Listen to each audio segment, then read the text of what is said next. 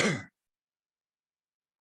right. Well, it's good to be back with you, William, Bill. I still haven't locked in on which one is appropriate or formal or natural, but there we are. It's good to be back with you.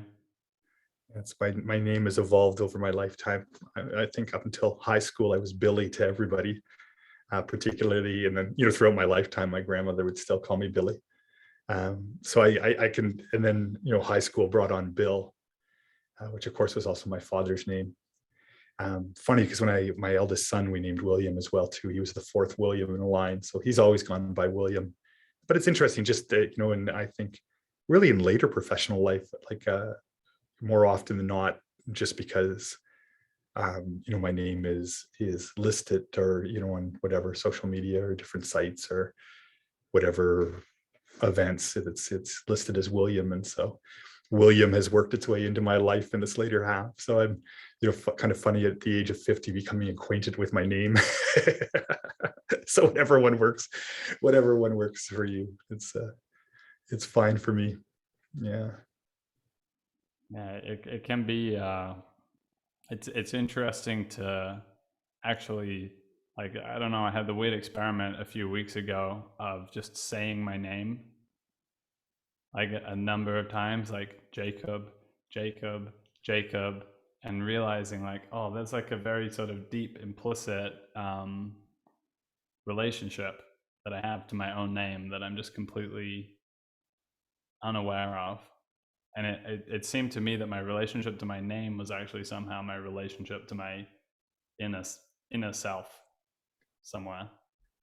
It's interesting. I almost am finding the opposite at this point in life, like this, I was saying, just as we're talking about this, like, um, there's just more space around these names now. So whether it's Bill or Billy or William or Dr. Sutherland or Dr. Bill or, all of these other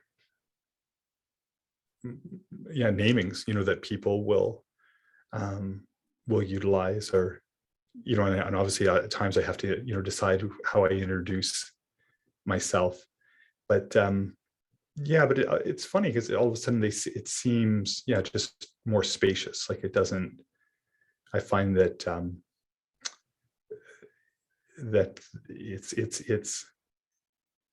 yeah, it's just less of the name itself is less of a container. I guess that my sense of who I am is less defined by by the name anymore. And I've never really reflected on this until the moment of this conversation, but it just, as it goes along, all of a sudden I hear it, but rather than it being more concrete or more reified, this name that I've been called for 50 years, in some ways it's loosening, that I just have, um, it's not a sense of attachment. I mean, I guess it's just, yeah, it's less sticky, and I don't hold it as much and I don't hold other people to it. So, yeah, it's funny, this notion of naming and how that, that you can play and change. I've got two kids. Well, I've got four kids, but I've got two kids that I address by their middle names.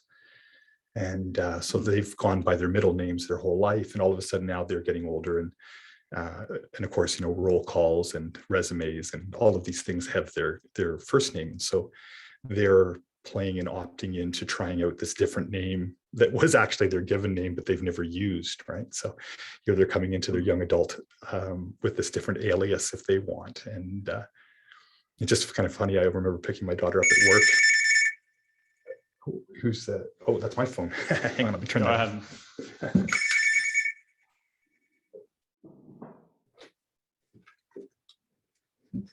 The dangers of the office. On call. Am I coming back into focus? Well, give it a moment. There it goes. There it goes. And so I went to pick up my daughter, and she was working as a nanny, and I said, "Oh, I've come to get Grace." And they looked at her first name is Autumn, and they looked at me like, who's this person? They just looked at me in stone silence. I thought, oh, how rude. And then I realized they had no idea who I was talking about, because she had taken on her first name in this work context, and that's how they knew her as. So yeah, names. I like autumn. It's soon becoming my favorite season, and I know that in Canada it's spectacularly beautiful, at least in some places. Yeah, I am in one of those places with the heavy maple tree densities. So we get all those shifting and changing colors. But right now we're definitely past that now. I mean, within the last week, particularly, those November winds came and took off the remainder of the dry and yellowing, browning leaves, and so now we're left with the skeletons and silhouettes of trees and the leaves on the ground. And always a sort of poignant time of year of it really is a strong aspect of impermanence and the ephemeral nature of life and change. I mean, that's the one thing about living in this part of the world with 4 seasons and like I said, those really striking autumns. I mean, it really does hit home in a very poignant way, every fall. That feels like a particularly poignant autumn for me this year. Berlin has also quite a beautiful autumn season. But last autumn, I was just sort of settling into Berlin, having been there for like 4 or 5 months, a completely different stage of my life to the one that I find myself now, which is that it's going to be my last autumn in Berlin.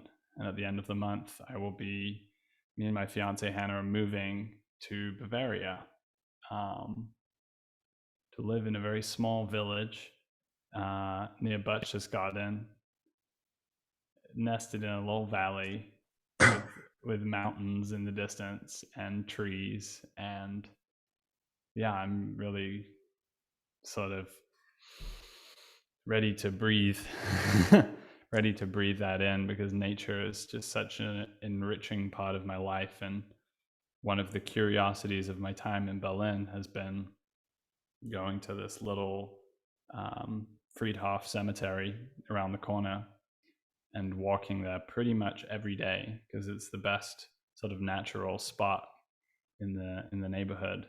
But that's just so nourishing for me, and I'm just waiting to see how a radical shift of environment can sort of be an expression of the changes that have already been going on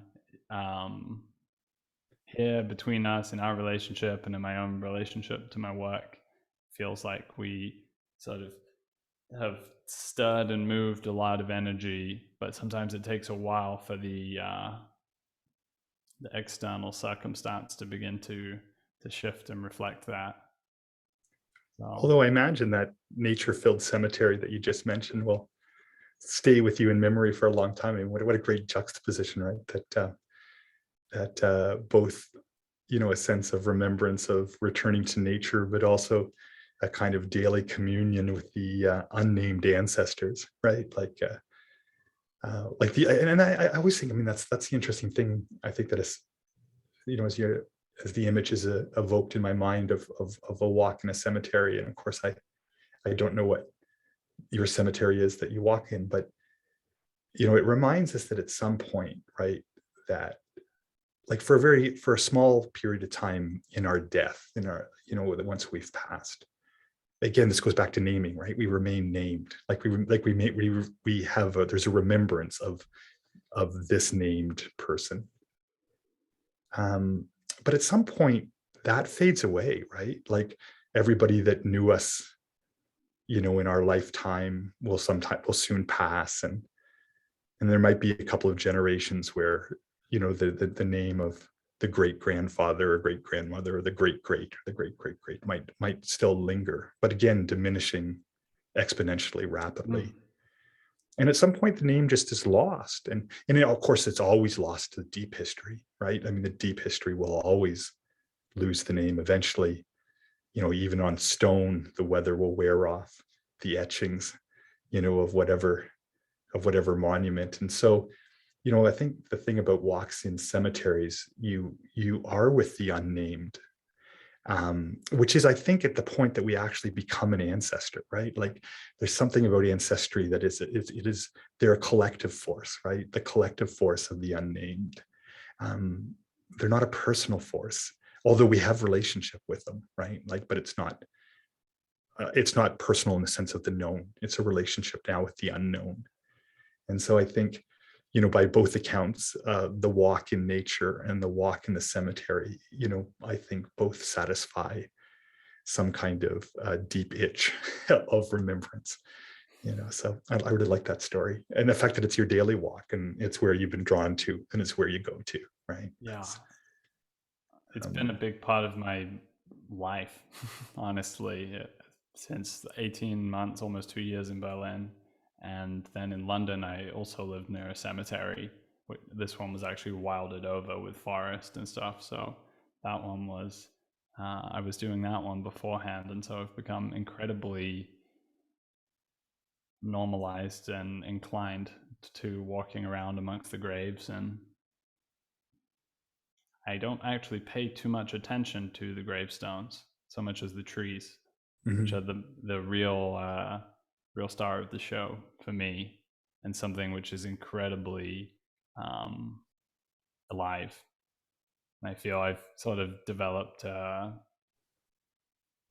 perception that is uniquely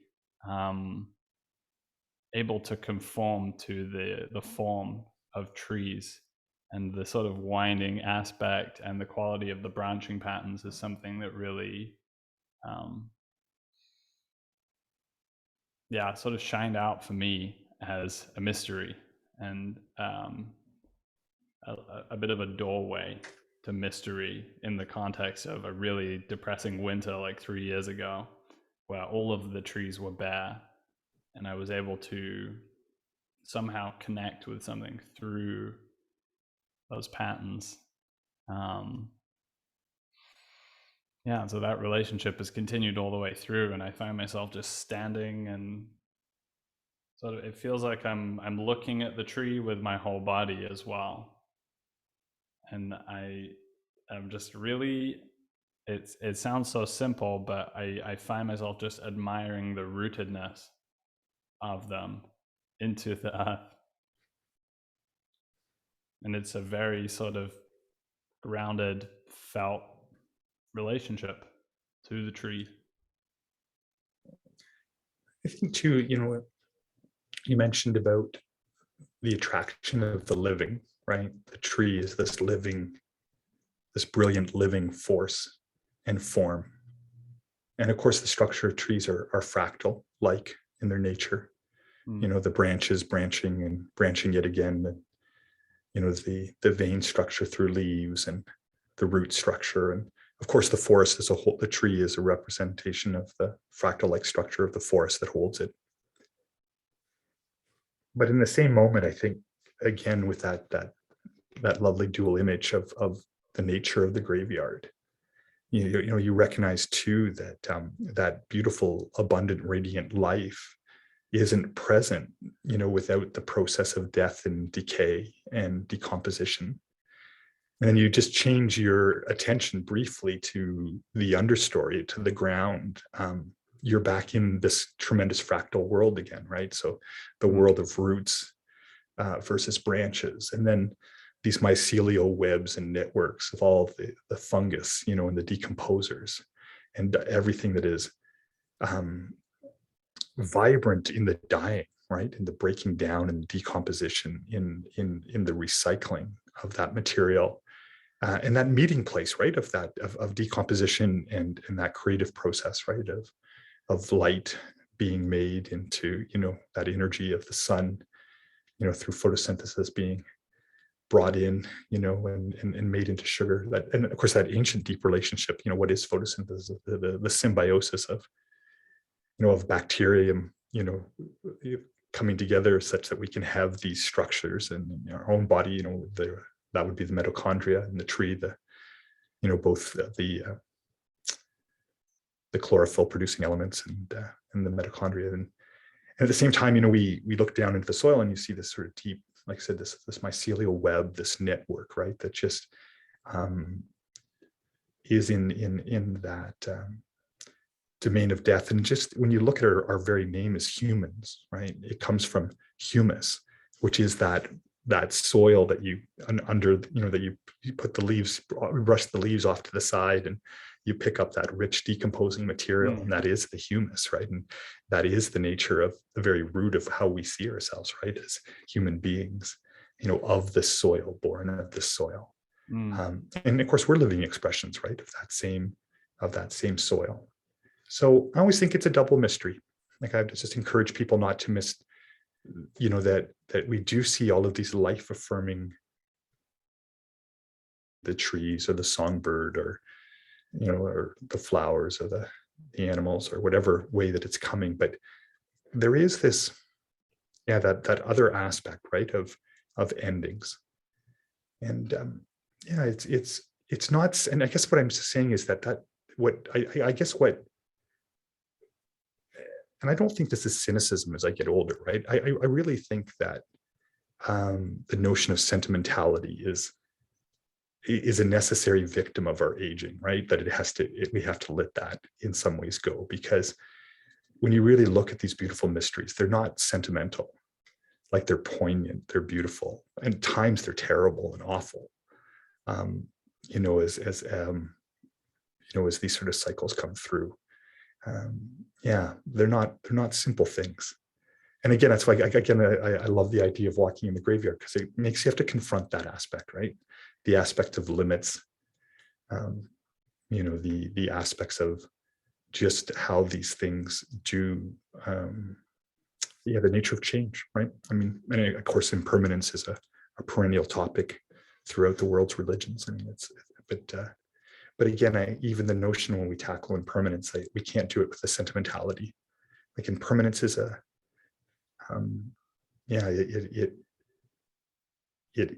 when you place yourself into it, I mean, it is the place that keeps things real, right? It keeps it real. So, anyway, lovely jam on one lovely topic about a simple walk in the woods. I could honestly go for a lot longer. I'm really, I really do feel that this one place has somehow been a microcosm for me of a great many different things, but just observing the way that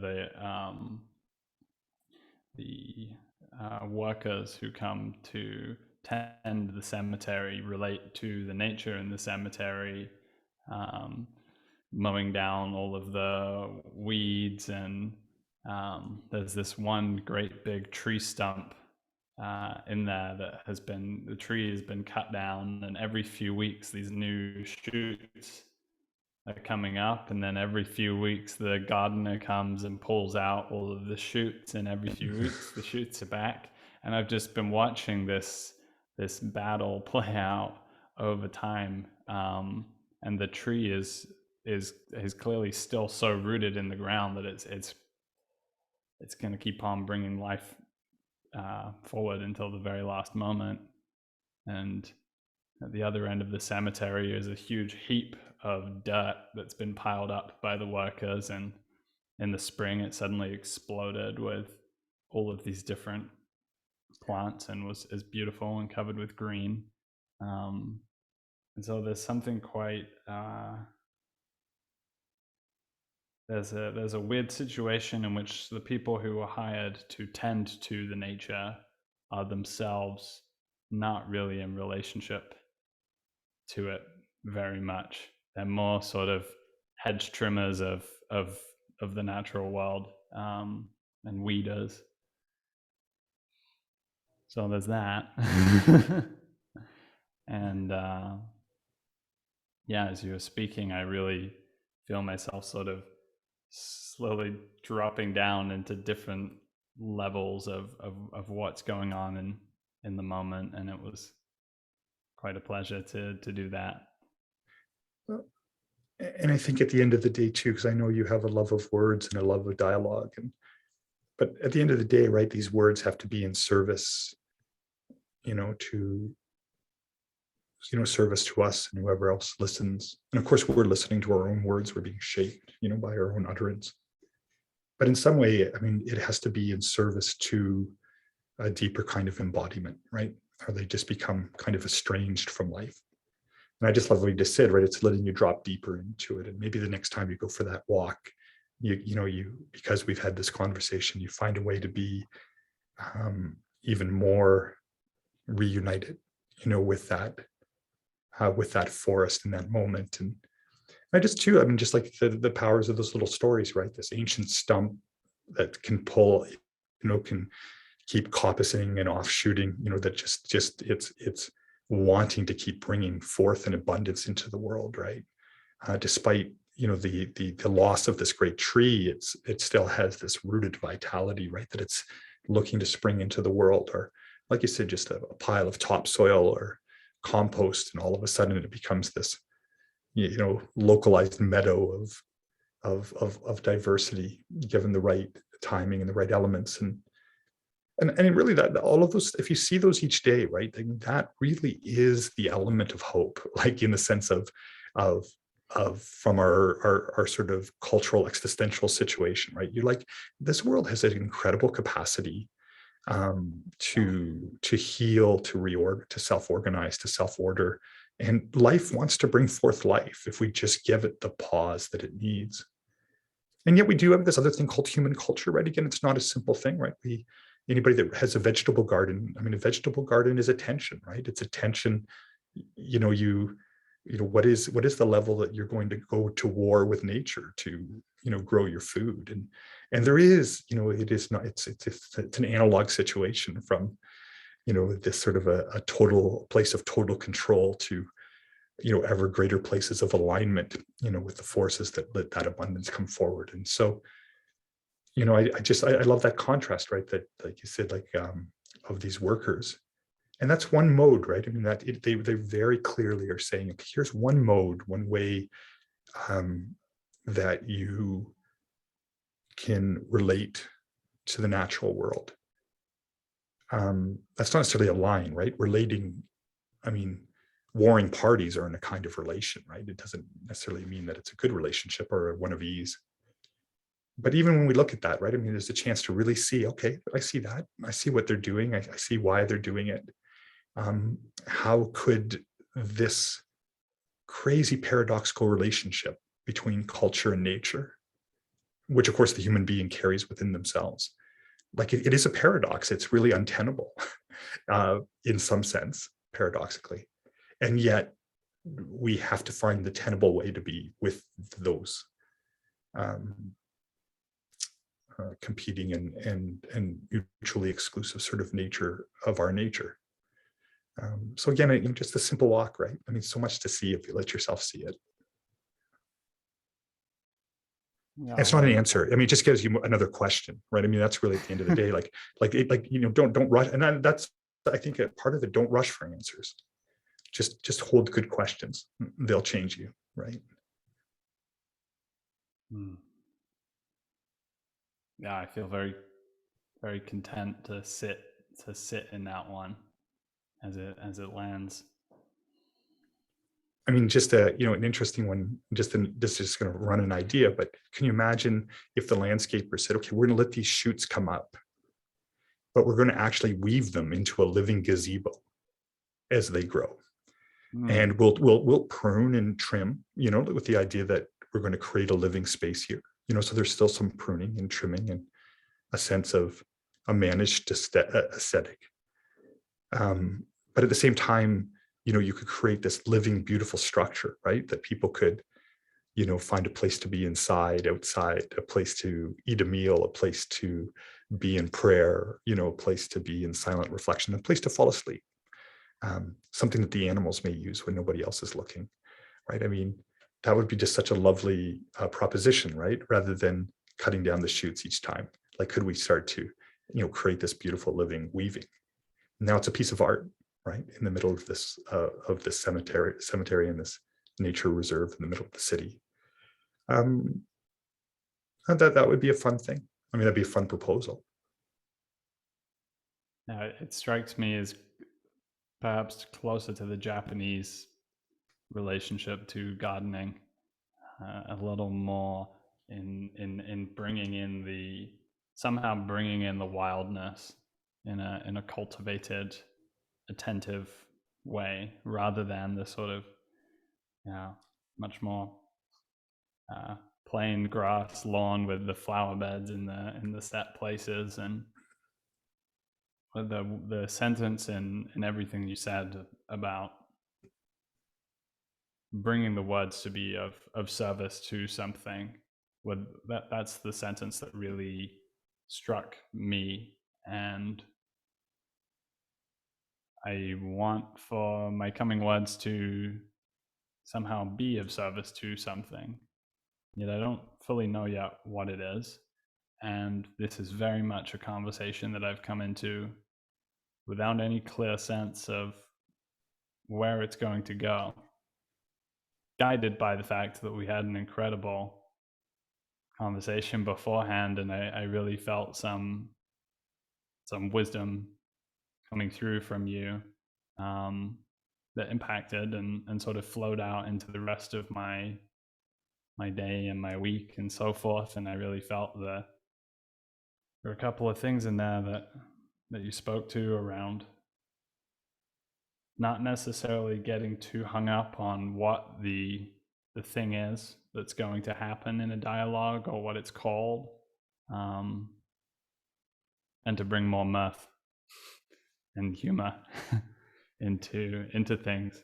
Just certainly something like I invite more fun into my dialogues, because it's been very heavy on the meaning, insight, and curiosity, and it needs a little more banter and fun, I think. But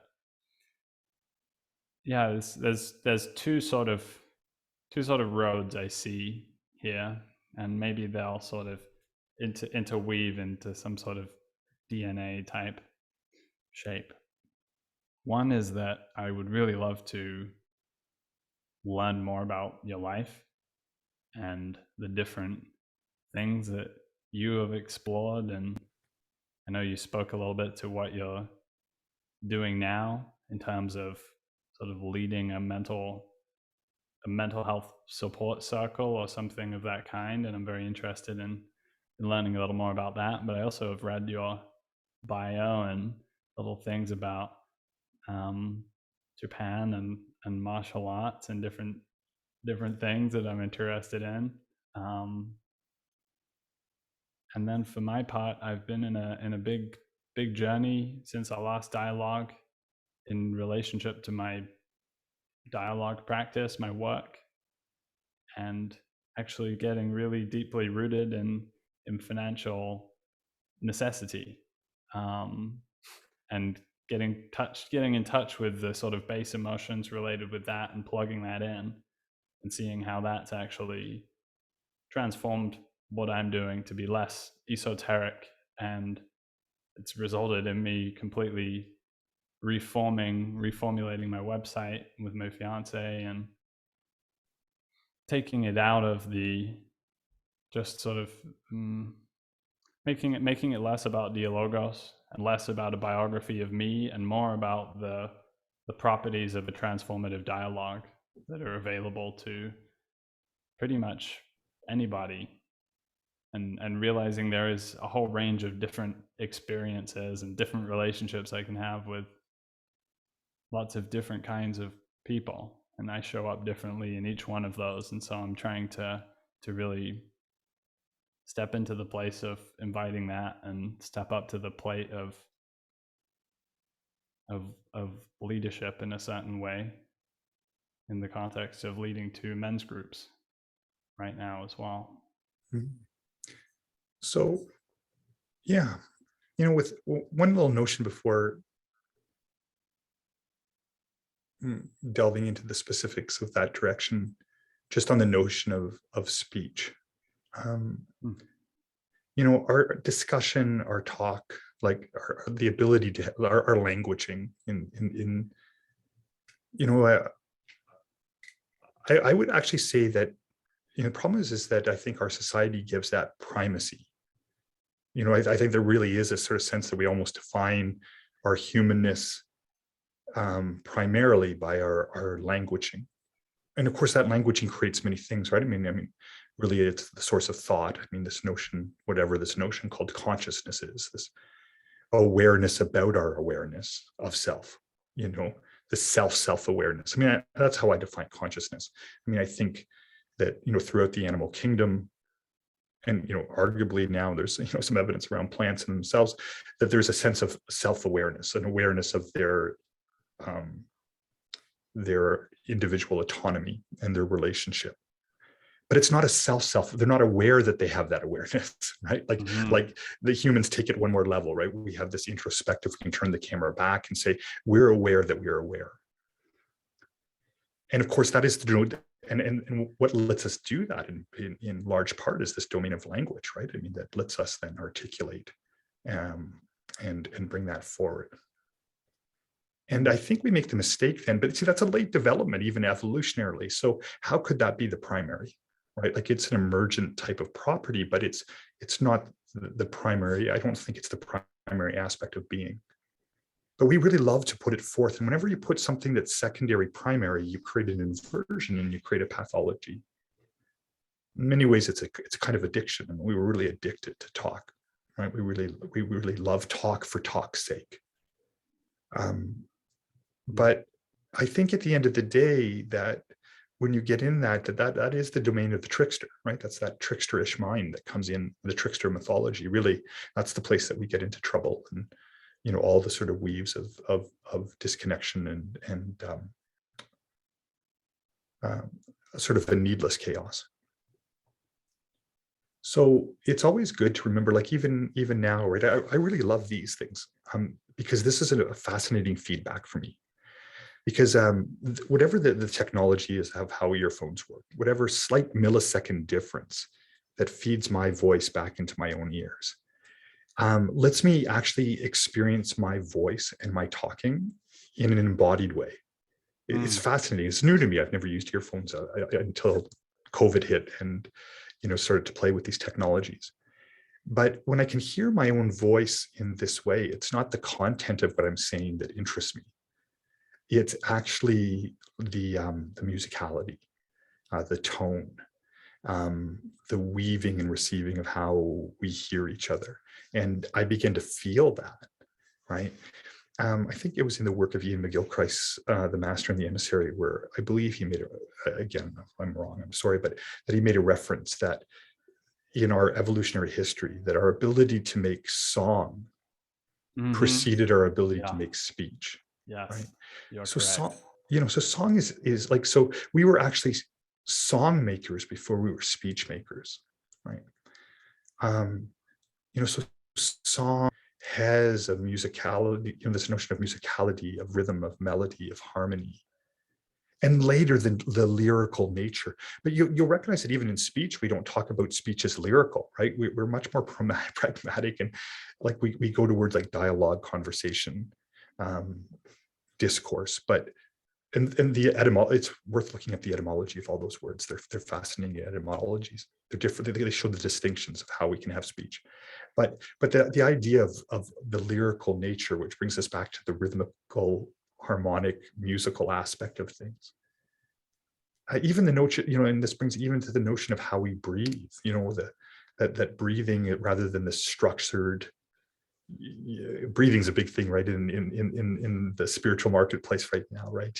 Breath courses and breath awareness, but of course it's all very structured and how to. But this, when as a physician, if I want dealing, say, with people with anxiety or other mental health issues, I say, really, rather than taking a breath course, go take a music class. Go learn how to be with your voicing and in a different way. And so, yeah, I would just say, because I know that this, and again, you will be doing a lot of talking in your lifetime. I mean, as we all do, but I mean, you're looking to make a career in and around that kind of facilitation, right? But you'll do well if you always remember that the talk is secondary, and the secondary always feeds back and serves the primary. Right? You invert it. The primary isn't meant to serve the secondary, right? These bodies are not meant to serve our talk, right? Our talk is meant to serve our bodies and the collective body. We could, and that was different today, right? Because of the nature of our story. Like, we could talk about nature, but really today we had a chance to talk from within our experience with nature, right? Like it felt different talking about that walk in the cemetery, right? The way that you shared that. And hopefully at the end of the day, it will now serve your walks, right? Like it will change how you are in relationship with your footfalls through that place, right? Like you'll recognize what holds you differently. So this is our talk, hopefully, is now going to serve and enrich and move you forward into the embodiment of those relational expressions, both in its interiority and in the exteriority, and how those two things can find its way to one, harmonization in your life. So the other thing you mentioned is about the autobiography, and here's sort of the thing. I really do feel like I'm very grateful, and I do feel blessed that I've gotten to live what feels at times like a number of lifetimes already in this one lifetime. But that being said, it's not all that hasn't been all easy either. I mean, there's been a lot of grand experiences and meeting a lot of wonderful and amazing people. But I've also, had a lifetime of struggle too, that is, and without being sort of maudlin and going into the details, I mean, that continues. That continues even today. So you got to be careful what you wish for. If you ask for an abundance of life in your lifetime, you'll receive it. But that's not necessarily an easy affair, although it's one I'm grateful for. Very, very grateful for. But here's the thing I'll say about autobiography. I think that the telling is better again in a naturalistic way, like that. And this need not be our last conversation. This is our second, right? We found a way in. I just enjoy. It's just a kind of, to me, it's just a fascinating, curious experiment. I mean, we know nothing about each other, really. You reached out based on a podcast I had done with my friend Zach Stein. And we've had 2 conversations. And what I love about it is about these conversations that we're having is that there's no expectation, right? Like we're not, well, let's create a friendship, or will you be my mentor or teacher, or I don't have a like you said, it goes out into the void. We don't know if anybody will hear it. So it's not like there's a transactional manipulation on my part that says, oh, this is going to help me, in the stepping stone of my whatever, what I love about these conversations, and this is number 2, so that they just simply are what they are, right? It is it's kind of untethered, right? And we get it. There's sort of a degree of, okay, this is just a becoming. It's not. It's wandering. We're literally having this shared wandering together through things. So again, back to the biography, right? Like if I start saying, okay, here's all these different experiences, and start to listing out, we're going to lose the wandering, and then you're going to lose the stories that come up as they come up. But you brought that up. Maybe at a point there'll be a really lovely martial arts story, or a physician related with my patient's story, or a time with the elders of these beautiful indigenous cultures and traditions that have been a privilege to be able to be a part of. But I just think I just sort of want to avoid that, because I think it will just come forward. And that's an invite, right? That's an invite to say, let's have other conversations, right? Like that's an invite to say, let's just see how this comes out over time, right? Without dredging it. Like you ever see when that act of dredging when in cities, like they'll dredge rivers, especially if there's like boatways or whatever, or for runoff, and you see the dredgers, digging in and pulling out the muck from the bottom. I don't think we need to be dredgers. I think we can trust that the story itself will bring our shared biographies, not just mine, we'll share it forward.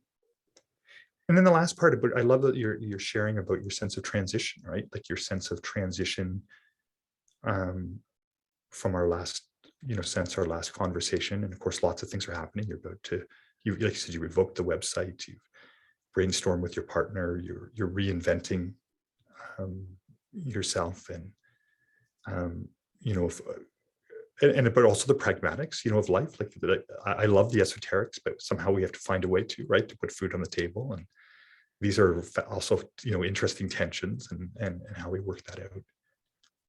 I heard a great thing around change in that way. There was a Canadian billionaire named Chamath Palihapitiya. He was an early member in Facebook, and so he got his sort of wealth boost. He came from he was an Sri Lankan immigrant. He came to Canada.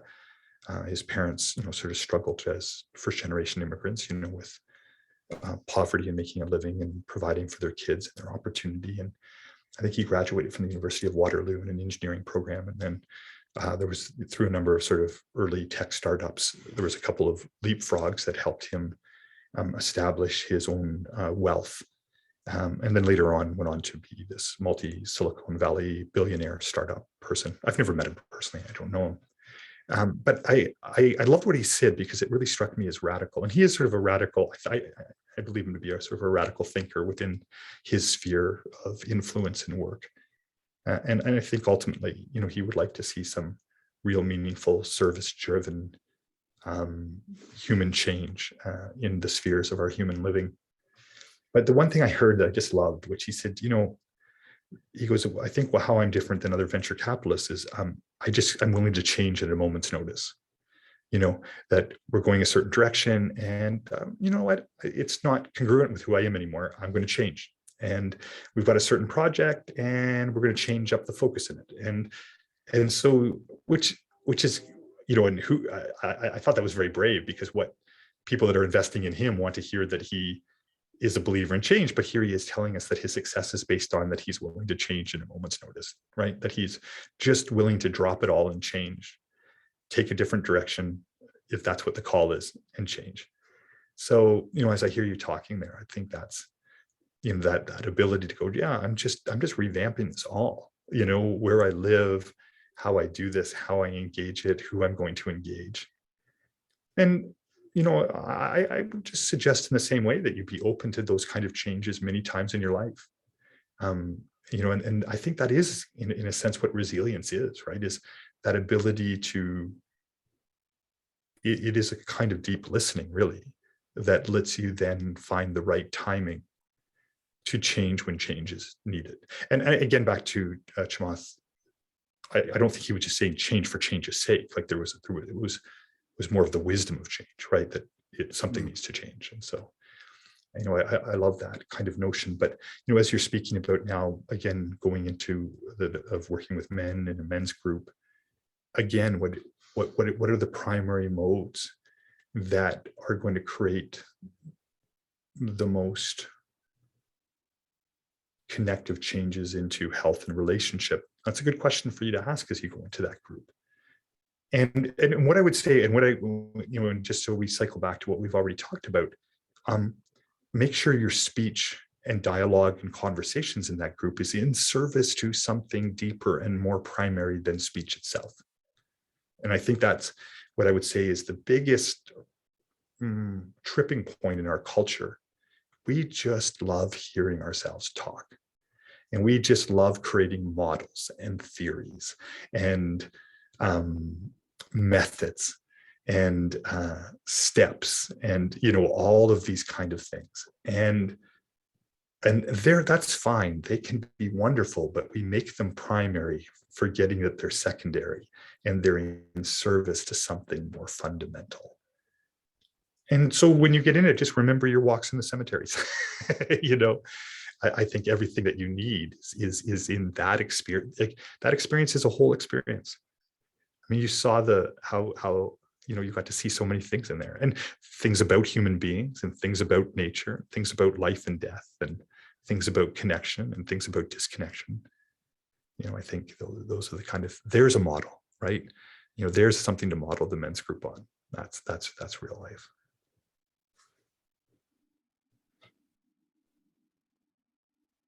Yeah, the principle of beginning where you are has been one of the useful methods that I've found is very advantageous for this kind of dialogue, and I certainly don't see myself as a dredger of Yeah. of personal stories. And yeah, I think it does sort of arise naturally, and that's the conversation that I almost want to have every time, is the one that naturally emerges.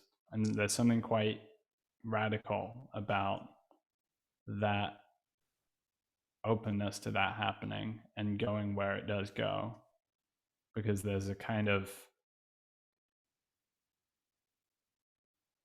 there's almost a gravity, there's a, we talked about the pulling last time, right? The intelligibility or the intelligence of the pulling sort of leading towards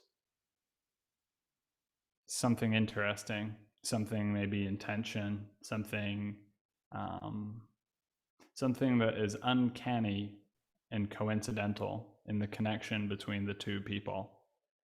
And I see that happening a lot.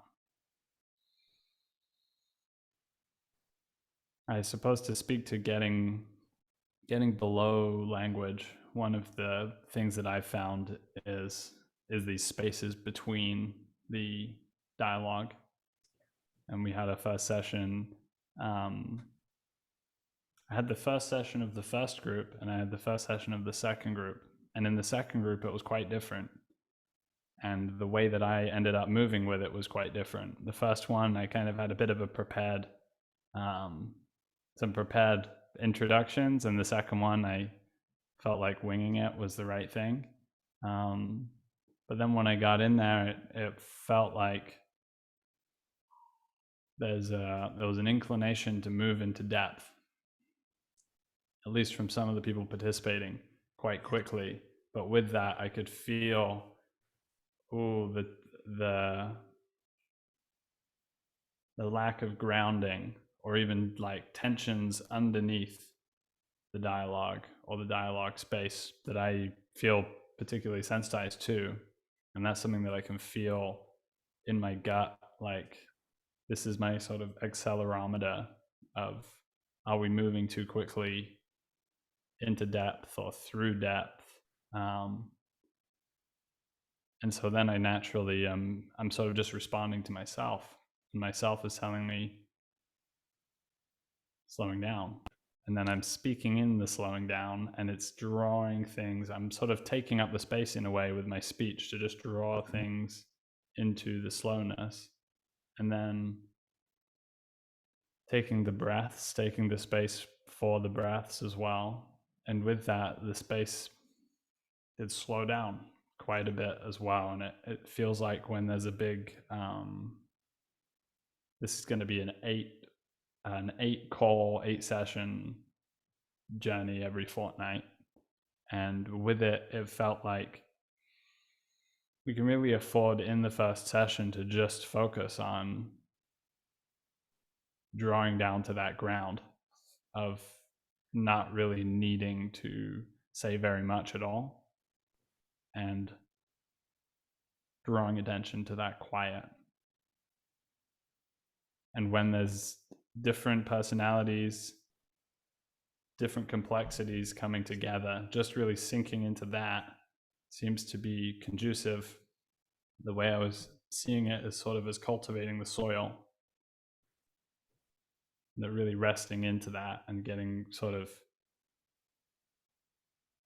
settled without needing to go anywhere is an awesome place to go places from. And so that was sort of the ground that ended up being laid in that session. But in the one before it, it much more seemed to call forward a bit of pep and a bit of fire. And that's something that is really phenomenological discovery of me in relationship to other younger men that I'm finding, is there is this, there's this like coming into one's own fire, and when one gives words to that, it's quite provocative of the others, and it can be quite like exciting and energizing. The other starts coming through, or if the other person is feeling blocked from that, or it's not quite like, however it interacts, something interesting is happening. The more that I'm showing up here, the more I'm drawing out something of reality. And it's an interesting sort of balance of trying to, well, not trying, but yeah, sort of resting into being into myself in the process of coming through as naturally as is afforded. But with that, to be sort of sinking into a neutrality or a zero in terms of my push and pull on the other person at the level of my perception of them, not seeking to be too penetrating with my perception and my attention, but also not being absent either, just being the space in which the other person can sort of come forward in whatever way they're coming forward. So that's a little bit of the phenomenology of. You notice there, and maybe when you go back, and maybe you'll. It's funny. So many interviews I do, I never go back and watch them again. But maybe you'll go back and watch this again, and you'll know it was really interesting, right? When you talked about the first group, and that they wanted to go deep really quickly, and they wanted to go vulnerable quickly, but there wasn't the foundation, for that holding in a wise way.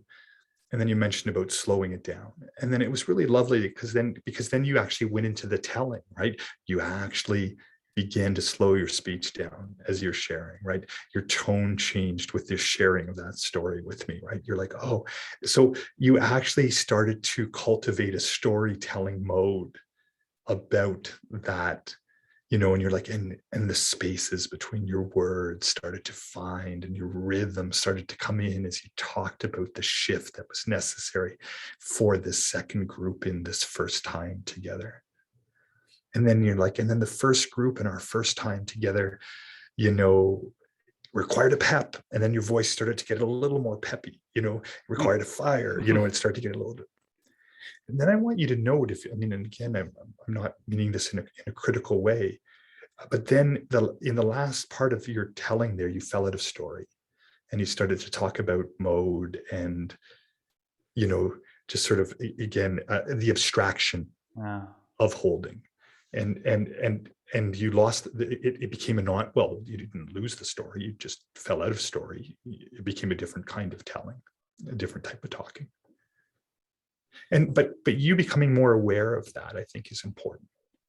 And now, again, you got to be careful, because you don't want to be too aware, because you'll just that self-awareness will destroy eventually. But again, there's a paradox, right? Part of our learning is to sometimes shine the light of consciousness on the unconscious, such that we can learn to forget it again and become deeply more, unconsciously confident down the line in these kind of things. But so, and then again, the other thought too, like when you talked about that second group, okay, they want to go deep, but they don't have a holding, they don't have a foundation. There's no way to capture the vulnerability that they're eager to share. And you did mention about the notion of slowing it down, and you mentioned the importance of listening. Of course, listening is at the foundation of all of this. But this is another good example of where this would be a great place for the relevant story, right? You want to slow something down, begin to share the nonlinear, tangential, indirect story. This is the one where, let me tell you about my walk today in the cemetery. Right. And so, right, this is where, and this is, of course, there's stories that you draw in your experience. Like, just as you'd asked me, you said, how do you draw on your experience? Well, as a physician, right, I'm drawing on my experience all the time. Like, what I say is, what is I'm in I primarily do mental health sort of specific work now. I was a hospital doctor prior, but one of the things that I say about mental health work, is not, yes, you have to have your chops in theory, whatever it be, of psychodynamic or cognitive behavioral therapy, or or trauma parts work, or whatever. There's endless again, you'll notice there's this endless theory and modes of people trying to understand. But again, that's the talk, right? That's the written models. That's the secondary that we all love so much. But then we try to come into a therapeutic situation and as clinicians and try to impose our therapies onto these patients. We try to impose, we try to, it's the whole round hole square peg type of thing. Let's try to get them to fit the therapy rather than finding the interaction that fits the patient, and actually not just the patient, the interaction that fits the interaction that fits us both, right? So I've always said, for clinicians in mental health, but this goes in coaching and in other kinds of things, like what's important isn't your knowledge of the men's group movement, isn't your knowledge of men's struggle or men's becoming, or any of, or having read all of Robert Bly, or whoever, whoever in the men's movement around the world of and becoming proficient in the men's movement as other men's movement facilitators have been before. That's important, obviously. You'll delve into that. What to me is important is, again, all the things that you're going to draw on, right? So I've always mythology, religion, literature, pop culture, other people's jobs. I just love asking what everybody does. Like, tell me about what you do. You know what I mean? Like tell me about, what do you do? But I ask it in a specific curiosity, because I really am, I really want to know what you do, in your work. And so, you bring all of these other elements in, and then you weave them with your own experiences, your own joys and curiosities and hardships. And then that's what you lay the story through, right? And so in that particular case, like you were talking about, we need to create something here that creates space and slows it down and buys us some time. Now, the story is all the things you talked about, slowing the breath, the tone of it, creating and weaving the container. You already started to go into that in the telling about the experience that you had, so it's there. This to me is actually the thing that keeps this kind of work alive, actually. And like you said, the first was different than the second, and every other group ideally will always be different. I remember in my karate practice, I had a karate instructor in Japan. His name was Kawada Sensei. And he was the instructor of the dormitory that I was living in a karate dormitory. So it was practice 6 days a week, and we train in the dormitory. We train in the main headquarter dojo. Sometimes we go train at a university. It was a lot of practice, and it'd be easy to glorify, but frankly, it was very hard. It was very difficult. And there's a lot of learning, in the breaking down of oneself in that kind of experience. But Kawada Sensei it was such a great exemplar that I've carried in almost everything I've done in my life that's interactional and has some sense of teaching or notion of healing or art. He never ever taught the same karate class twice. So he was a professional karate instructor. That was his living. He's teaching a lot of karate classes. He never ever repeated a class. There was no standard form. Everything each time was a new question and new inquiry into the art, just starting with a concept, a principle, a technique, a movement. And he would just build something new every time. It was literally improvised teaching every time. And it was an incredible way to learn. You just never knew it as a student. You just, you didn't know what to expect. Now, don't get me wrong, somewhere in that ever-changing diversity was foundation, was the basics, was, a sense of repeating and deepening and going in.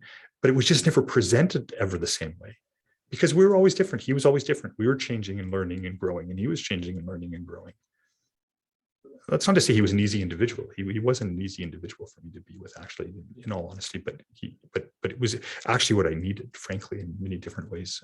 Particularly as I look back after that, years after, in that experience, I didn't even have a particularly close relationship with him. I didn't have a close relationship with him. But again, even that was the teacher I needed, to not have that close relationship, which at that time, I was craving for. But that principle I've never forgotten, and so, all of these elements. How do you foster that kind of improvised living, that storytelling living, that living that's spacious and, and first and foremost, always grounded in listening. Um, yeah, I think that's.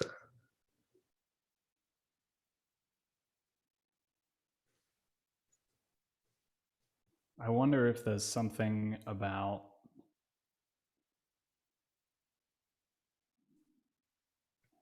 of the combat element, the philosophy of combat, of the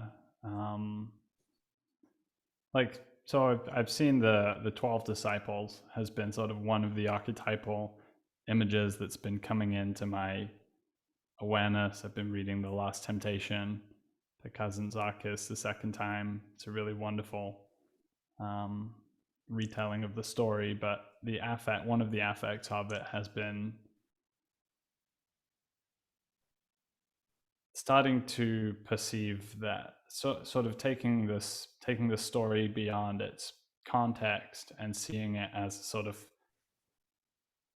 in a more archetypal way that could reoccur, not necessarily at the level of a Messiah and 12 disciples, but of the quality of the filial connection between the different disciples, as well as the conflict and the friction and all the different personalities. And there seems to be a need in the context of these groups of younger men or men without a sense of, there's not a sense of an initiatory line or even an elder being involved in this process. So necessarily there is a drawing in of different things. And so for me, over the last couple of months, one of the things that's come more is the combat related ones, the notion of wrestling as a part of philosophy. And I've been reading the Odyssey for the first time recently, and something clicking there about the co-occurrence of philosophy and the physicality of the wrestling, and that has in practice proved to seem to work, or it feels like whatever I was gleaning from that has been coming through, and I feel like I'm more in touch, more I feel more within, I feel it's important for me to be within reach in a certain way, within grasp of the other people that I'm engaging with, especially if it's men in the context of a deep or vulnerable kind of conversation.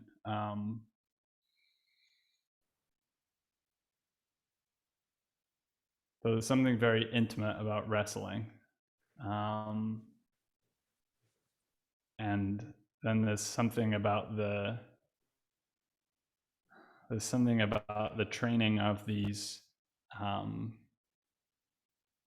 have an Irish friend whose dad also trained massively in ninjutsu and various other martial arts, and trained in Japan, and was very into the sort of wisdom of these martial arts. And he was talking about the way in which there's a sort of tipping point beyond continual practice in which the moment comes and you sort of move with the moment without thought, and you are able to execute the movements in an artful way. And that drew forth for me those instances in a dialogue where something shifted or something moved, and I was able to just readily move with it and sort of shift form in a certain way to respond to it. And then in responding in that way, the thing is opened up, or it's somehow transformed, or we've moved into a completely new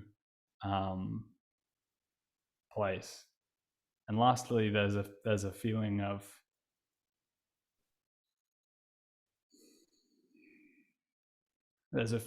wanting to, and naturally being inclined to, draw in those archaic senses of man. And we kind of spoke to that in our last conversation, I actually wrote an essay on Dialogos, in which I drew on that Ian McGilchrist passage about the musicality, and so those images are sort of in my mind as I understand what's going on, and I feel there's something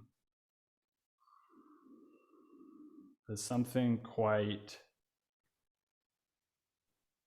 real, palpable that does occur when this male relationship between men, I don't know if it's between all men or young men or what are the conditions, but certainly between men, in which there is a certain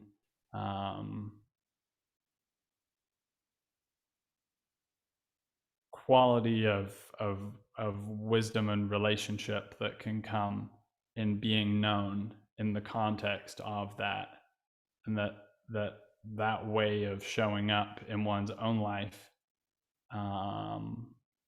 there's a certain stabilizing psychodynamic property of me as a man when I'm actually getting my feet into the ground and confronting whatever the circumstance is, rather than sort of just not knowing what it is. I'm like, there's a beautiful distinction I'm experiencing where you can sort of be navigating a terrain that you don't know what it is or exactly how you're going to move with it, but you can still have a sort of orientation of readiness or willingness to move through it. And then there's another one where it's just like, I don't know, and then the not knowing becomes the blanket or the cloud. It draws one back into the familiarity of where one already is. And so there's a certain thrust to this that's flowing through different areas of my life, with stepping into the work and with this co-occurrence stepping into the men's context, and a lot of very talented, unique, brilliant, polymathic kind of young men who, all of us seem to not be fully employed or fully in work, but have like real depth of concern and engagement with what's going on. And so I'm interested whether you sense that there is something biochemical, physical, something deeper and archaic, perhaps, that can be tapped into, that is an ever-present quality that's sort of available.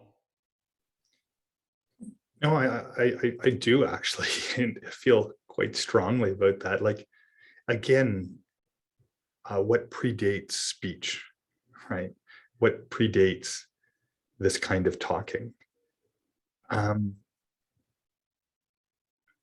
mean, I think we just see this in, there's sort of like that sort of ontogeny, phylogeny type of recapitulation going on. Like, when we look at from a young baby in those very early neonatal and early childhood years, right? I mean, the notion of grappling, of this kind of, and not just combatively, but like how we like literally move through the landscape, right? Like how we roll and fall and tumble and crawl and stand, and like that we, this very tactile way that we, particularly if we think of the natural world, right? Like how we start to move into those relationships and rhythms, right? Like, I mean, traditionally it was so largely kinesthetic, rather than some other form of learning, right? Like it was less a rationality and more of a, truly an embodiment. And it's really like, again, like you notice like the polymath quality. Like I'm always amazed, and maybe it's just, again, my echo chambers and who I'm attracted to, but these various podcasters that I'll listen to at times, and how many of them are doing Brazilian jiu-jitsu right now.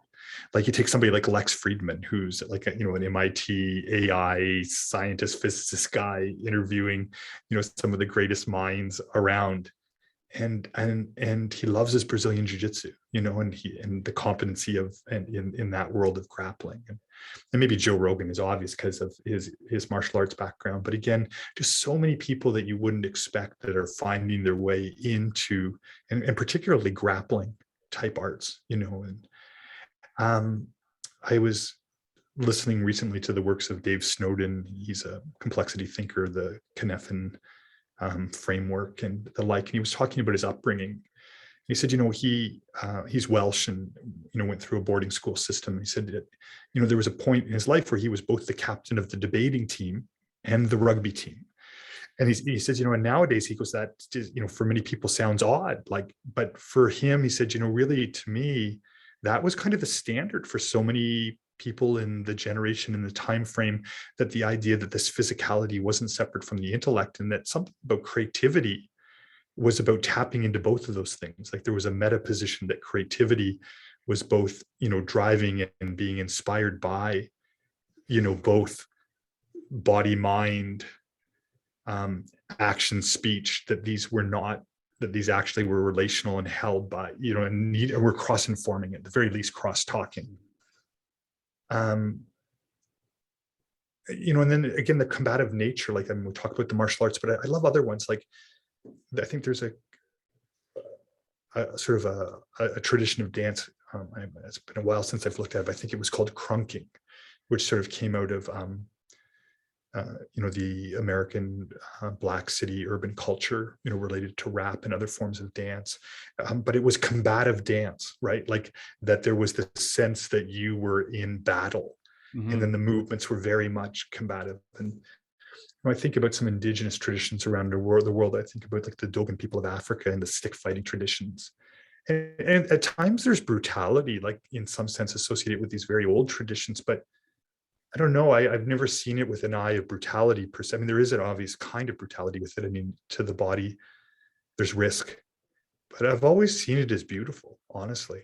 I've always seen it as beautiful. I've my own times involved in, the combative arts and moments of these, again, not fighting in a sense of defense, like life and death. I think that's a different order, when you are the actual world of defending oneself or true combat. I mean, I think there is brutality in that. I think that there is brutality in that places of survival fighting or that world of sort of fight and flight. But we're talking about something a little different, right? The cultivated aspect of combat in culture. There was a funny story that you were talking there. I have a friend, his name's Corey Hess. He has a wonderful blog called the Zen Embodiment Blog. And he's a teacher of some internal energy movement type practices. But he was, I think, a number of years, I think 8 or 9 years or something like that, as a Rinzai Zen monk in Japan. He took ordination. He was a Zen monk, and he has lovely stories about reference of life in the monastery. And he said, monks in the monastery, he said, there's this old saying, they're like potatoes boiling in a pot together. And these potatoes that are boiling in a pot, this is living in a monastery with other monks, they rub the skin off each other. Like the potatoes will rub the skin off each other. And it's the same for monks. It's not, so I think there is this sense of needing that kind of tension, for our own development. Like it's not easy, right? Like we bump up against each other. And in the combative arts or expressions of combativeness, like I said, they may be on the rugby field, as in the case of Dave Snowden, or, in a dance competition. And the other thing too that's emerging too, like I think like one of the things that you can look at, like the whole emergence of movement traditions, the emerging movement of movement traditions, like free movement, like parkour, and other types of styles of organic, asymmetrical, free movement. And people coming up with some amazing things and doing amazing things. I mean, in some ways that look superhuman. But inevitably, there's a combative aspect that they all find their way to as well, too, as part of that whole picture, right? Like you just can't seem to escape it. I do like that notion that it is part of that in many ways it's part of the polymath picture, right? Like it's part of a Renaissance man polymath. Like I don't think like I really do think that there is sort of yeah, there is something about a kind of, and maybe it's not for all people, you know, and in the place of the men movement, maybe it's not for all men. I mean, I can't speak for anybody outside myself, but it was necessary for me. I mean, it was really necessary for me in so many ways. So yeah, I just love the idea too of taking the 12 disciples and saying, okay, what was it like between them? Like, what was it like for those guys hanging out? You know, what was their, you know, what was all of the relational complexity? You know, how did they rub each other the wrong way? You know, how did they get along? How did they resolve that? I just love that as a, I've never thought about that, but I just love that as a very commonplace and everyday notion, right? It's funny how that's not on many of our radars. You know, we tend to elevate and forget that, you know, it was probably difficult and probably super enjoyable too, right? Like all the things that comes from that kind of friendship and gathering and community. Yeah. Yeah, I feel the resurgence of the need for physicality in my own life, and um, I can sort of see, looking back, an arc in which I had a really fairly committed physical program of going to the gym and also going to yoga classes, and had a real sort of discipline and diligence and did that quite regularly. And I, felt pretty good, and looking in the mirror, seeing some changes. And I was, 'cause I think there's a certain ego consolidation that comes, at least initially, in relationship to that stuff. But during the course of a sort of transformative few years, I lost physical contact with my gym, and I found myself pretty much not being able to. I haven't been able to rediscover a continuity of intense physical training since then, and growth in other areas has been great. Truly, I'm a changed person as a product of these last few years, but I'm also about 15 kilos lighter than I was 2 or 3 years ago. And I think part of that is a product of just it's not something that I've really heard talked about. It feels like it's something that the only context for understanding it has been my own context, which is that continuity of change and emotional processing can somehow transform the body as well. And so as I move to Bavaria next month, I'm certainly hopeful that there's going to be a lot more hiking up hills and a lot more cycling. But I'm wondering if there's something more for me as well. I think this is, I mean, this is a bias, obviously, but I just am such a huge fan of, and again, I don't know if I'm a fan of this word rewilding, but it's being used, you know, so let's just use it, like, but a physical rewilding. And there's just so many great exemplars out there right now, you know, of people that are like, you know, of leaders in the field that are, you know, you don't need the gym, you've got the forest, right? Like Mm-hmm. running, climbing, uh, swimming, jumping, you know, all of these different, and again, the nature of it is just so, because again, it's like what I mentioned about my karate teacher that never taught the same class twice, about never telling a story the same way and twice, even though it might be the same story, about always finding a way to bring these about in a new way that serves the living moment. And you just think about like your engagement of athleticism and the body and its health, right? Like, I don't know. I mean, I mean, I don't want to say I want to encourage you to move into that. I mean, you get to decide if that's something that resonates, but I can tell you, like, that's certainly like barefoot running, for example, has been a big part of my life this last 5 years, Hmm. like barefoot trail running and the mode back to how do you come back to being barefoot, like in your movement through the woods, like that's, I mean, it may sound crazy to people, it may sound incredibly simple. It's not like it's just so rich in its rediscovery and not without some pain too. I mean, I've, you Yes, know, that's what done I was going to some, ask. well, yeah, I mean, but again, it's part of like the risk reward, right? Like there's, but I mean, every one of those things came out from not listening to the body or losing attention. But I mean, if you want to see an exercise of mindfulness and neurostimulation and, and of adaptability, then you recognize that, that's very different than bringing your flat floor with you everywhere you go, right? Like in the form of shoes.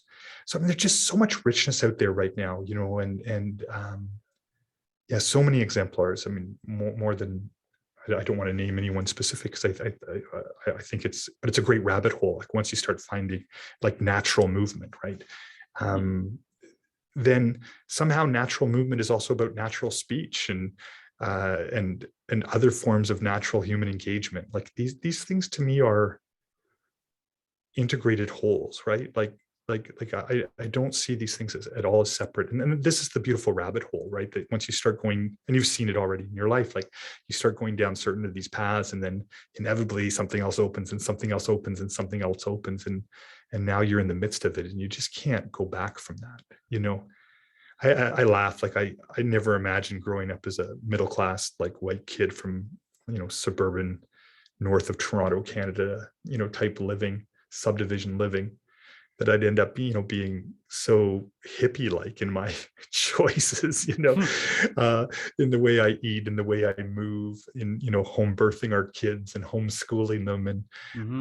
all of these kind of things, that came out of um, uh, traditional senses of healing, of art, all of these things. And that was never my intention, or like this, like where I was like, I'm setting out, or this is who I am. um, but that all just opened into that, right? Like, because at some point, once you start getting the taste of the notion of holism, not in the cliche ways that it gets used in, is kind of abducted by the non-holistic society. But when they really start to find you and grab you, then you can't help but find yourself falling into the hole, which is all, and then seeing all of these different expressions of your life start to change. And you just can't go back from that. You just can't go back from that. And maybe that's just my encouragement to anybody that listens to this. Like, just, you don't, that's the beautiful thing. Like you can't fall, like you can't just go, oh, I'm now living my whole life holistically. Hmm. Because it doesn't grab you that way.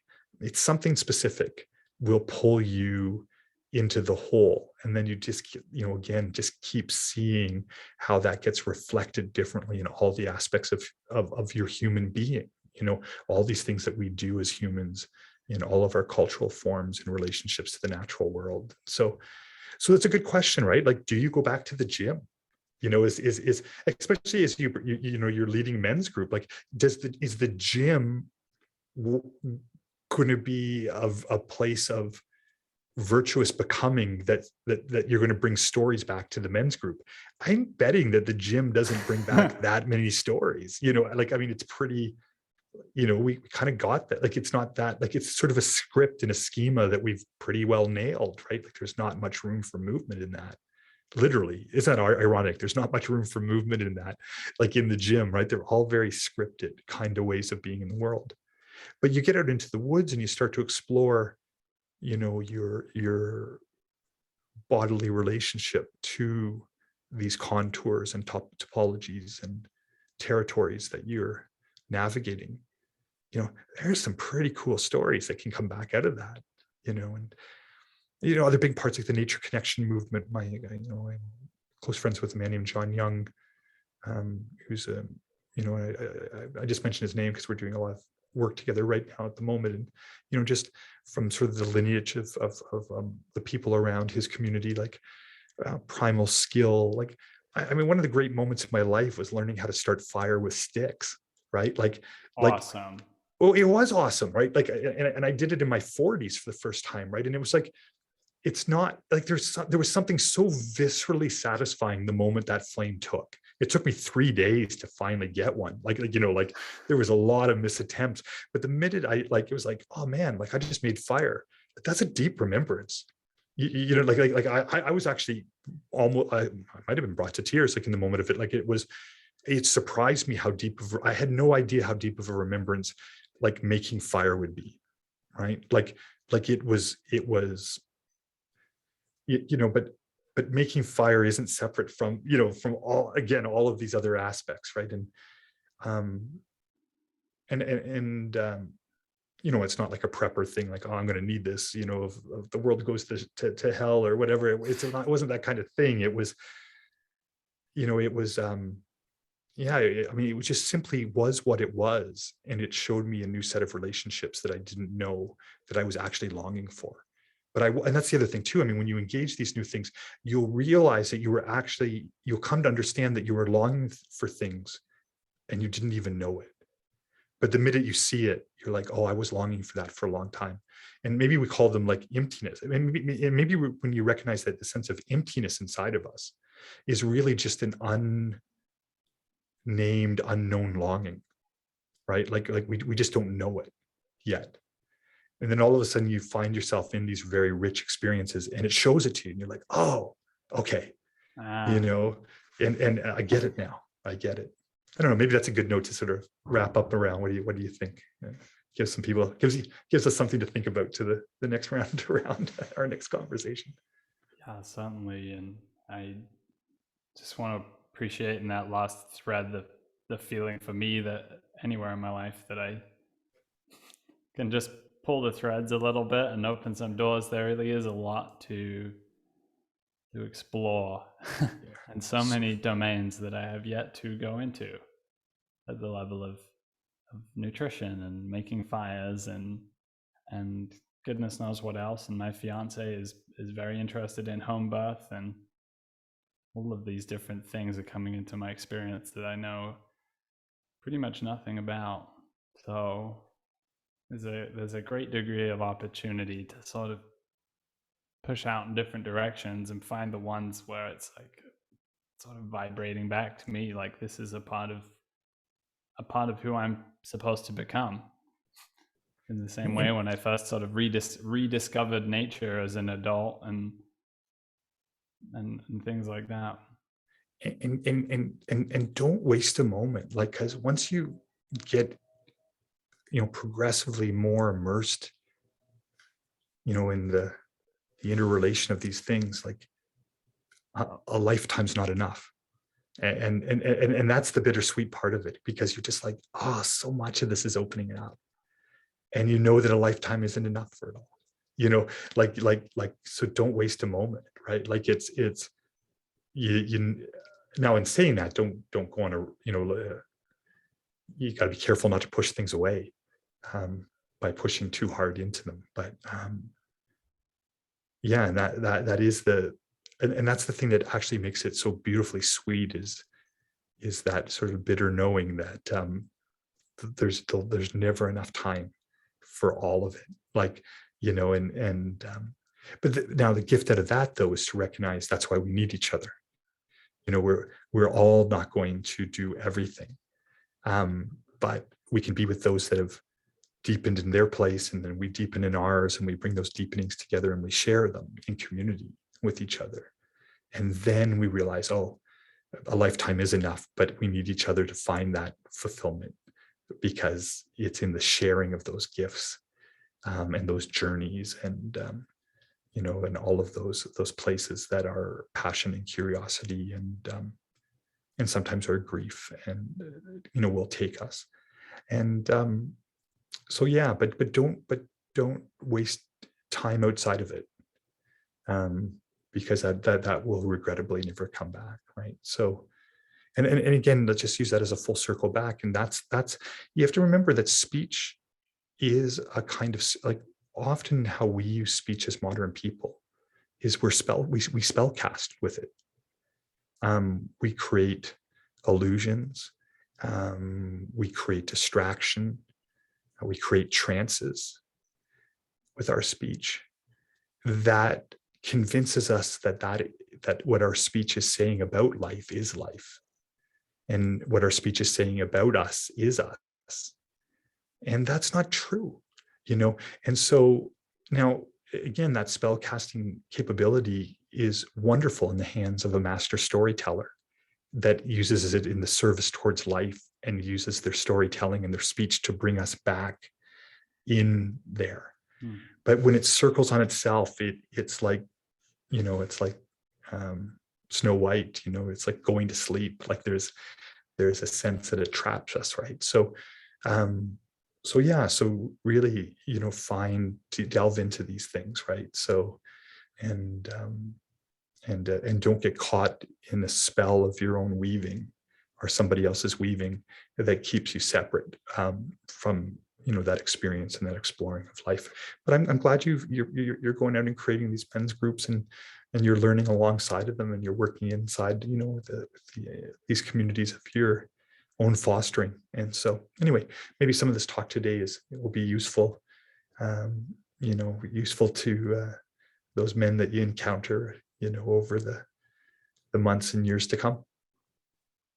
Yeah, thank you, Bill. It's been a pleasure today, and I look forward to the digestion of all of the little interesting breadcrumbs that you've been laying over the course of this conversation. Great. Well, I look forward to the next when you're done digesting, and that's also important, right? People are always, the problem when you have one good meal, you want to have another good meal. You want to run off, but you really have to take time to digest, and assimilate. Digestion is just the breaking down process, but then you have to let it find its way in, and what do you keep and what do you throw away? It is metabolic.